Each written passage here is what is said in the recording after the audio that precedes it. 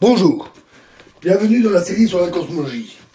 Alors d'abord un petit avertissement. Je l'ai dit, le modèle standard de la cosmologie ne décrit pas l'origine de l'univers, sa naissance. Et le fait est que on ne connaît pas l'origine de l'univers. On ne sait pas comment il a commencé. Est-ce que c'est décevant? Oui, peut-être. En tout cas, c'est dommage. Ça viendra peut-être. Mais en tout cas, la science ne prétend pas tout expliquer. Elle explique ce qu'elle peut expliquer et elle offre déjà beaucoup de choses. Simplement, on a toujours envie d'aller plus loin. Mais on ne connaît pas le point de départ. Alors, qu'est-ce que l'on sait? Donc on sait que l'univers est en expansion. Les galaxies s'éloignent les unes des autres. Remontons un peu le film de l'histoire. Remontons dans le temps.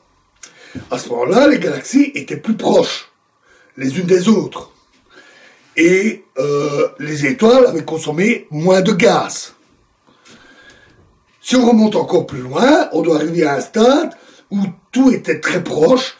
Le gaz qui est actuellement dans les étoiles devait être là, plus ou moins homogène, beaucoup plus dense, beaucoup plus comprimé. Et ce gaz devait être fort chaud, puisque, en se dilatant, il s'est refroidi pour arriver aux températures actuelles.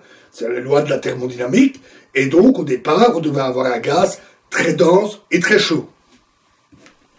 Donc, notre point de départ sera un univers beaucoup plus compact, constitué d'un gaz que nous devrons décrire, quelle est la nature de ce gaz, et qui est extrêmement dense, des milliards de tonnes par centimètre cube, et très chaud, des milliards de degrés. Ça, c'est le point de départ. Ce gaz très dense, très dense et très chaud. Notre instant zéro, notre point de départ, se mesure par rapport au temps cosmologique. Ça, c'est quelque chose que nous verrons bientôt. Ce qu'est le temps cosmologique. Et il démarre à l'instant, on va dire, epsilon. C'est-à-dire une fraction de seconde après l'instant en temps cosmologique, t égale 0. Alors, nous verrons ce qu'il signifie, mais il ne faut certainement pas voir t égale 0 comme la création. On n'en sait rien. C'est simplement le point de départ de l'échelle de temps qui est utilisée pour modéliser l'univers. Nous verrons ça dans les prochaines vidéos. Et c'est donc notre échelle de temps commence à, pour notre modèle, à t égale une fraction de seconde. A-t-on le droit de remonter aussi loin? Après tout, on ne voit pas cet état ultra dense, ultra chaud. Peut-être que oui, peut-être que pas. Mais en tout cas, c'est les résultats du modèle qui doivent coller aux observations, et c'est ça qui nous guidera et qui nous dira c'est bon, ça marche ou ça ne marche pas.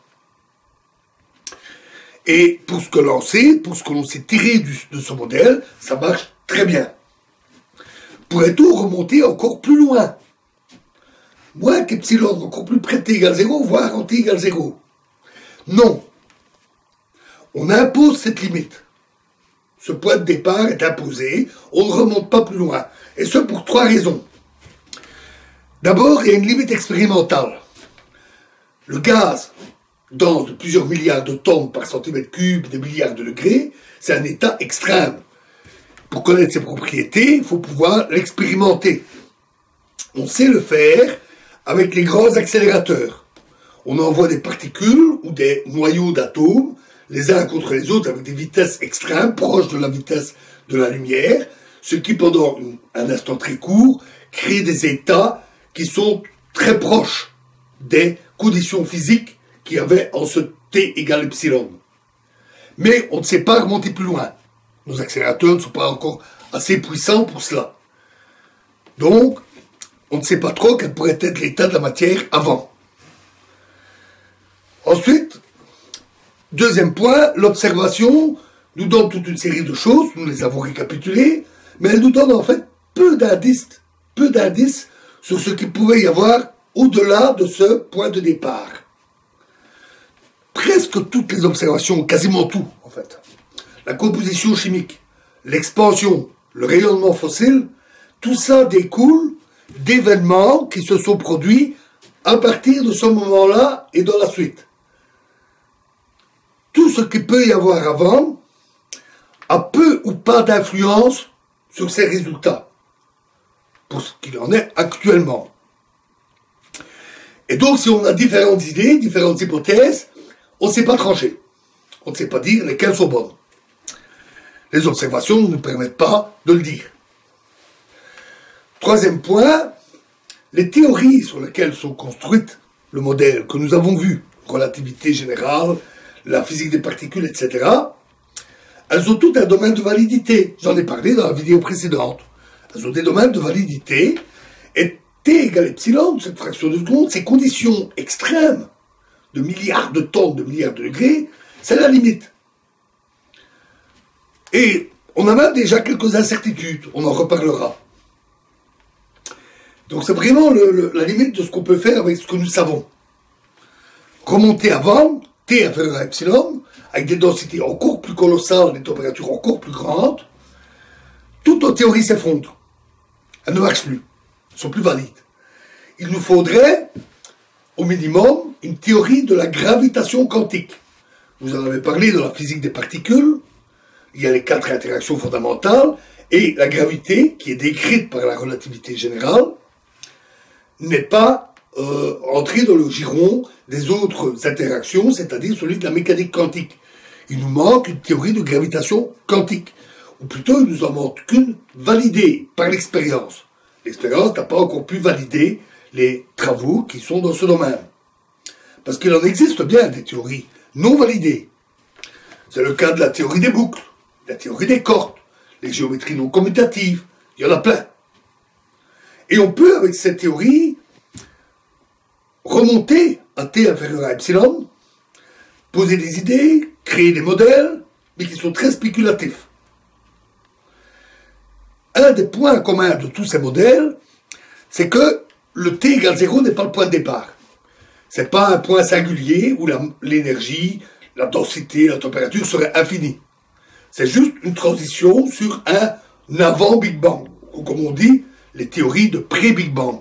C'est probablement le seul résultat qui soit solide, car il résulte de considérations très générales et qui sont vraiment très solides.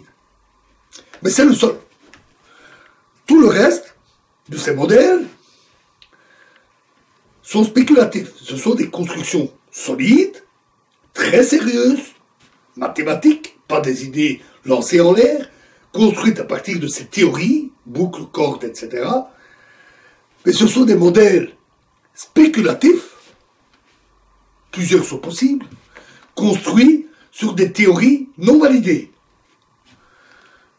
Donc, au mieux, on peut les considérer comme des essais, comme des idées. Peut-être. Est-ce comme cela? Peut-être que ça sera utile dans le futur, quand nous aurons d'autres observations, d'autres résultats, quand nous pourrons valider certaines de ces théories, et que nous pourrons alors remonter plus loin dans le modèle standard de la cosmologie alors s'étendra, et peut-être que tous ces résultats théoriques seront utiles. Pour le moment, ce ne sont que des essais. Ici, nous resterons dans le domaine du concret vérifié. Voilà, pour notre point de départ, notre ligne de départ pour notre course vers le maintenant. Et dans la prochaine vidéo, nous verrons ce que nous en dit la relativité générale. C'est-à-dire, nous verrons comment est-ce qu'on peut construire un modèle global décrivant l'ensemble de l'univers. Je vous remercie.